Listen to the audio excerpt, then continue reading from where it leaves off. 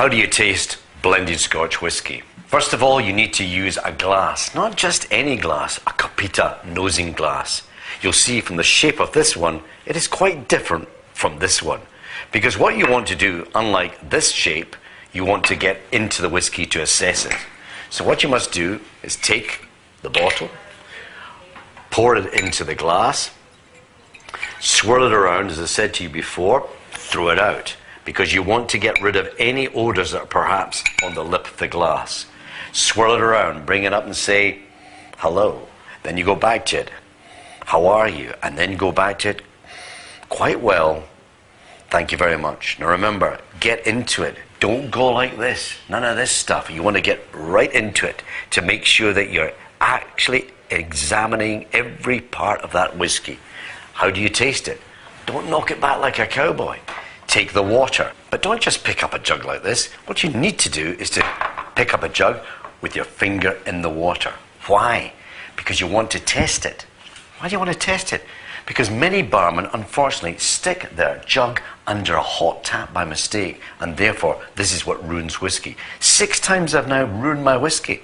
6 times. Twice in America, once in France, once in Stockholm, and twice in England. So, you take the still water, you put it into the whiskey, reduce it down to 35% alcohol.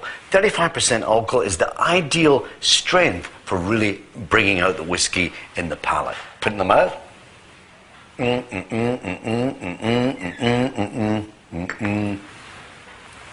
then let it go down. Absolutely fantastic. If in fact I hadn't added sufficient water, what would happen? This is what would happen. Your face would start grimacing. It would start changing because it was affecting the taste buds, anesthetizing them. So all you need is a little water. When I have a presentation, finish at night, want to relax, go into the bar, there's nothing more wonderful than the sound of whiskey being poured by the barman into a glass. And just when I'm about to take the glass from him to enjoy my whiskey, suddenly I hear this other noise. This other noise of not just 1 or 2 bits of ice, but many bits. This is now Scotch on the rocks. This is taking my whiskey, ruining it with all this ice.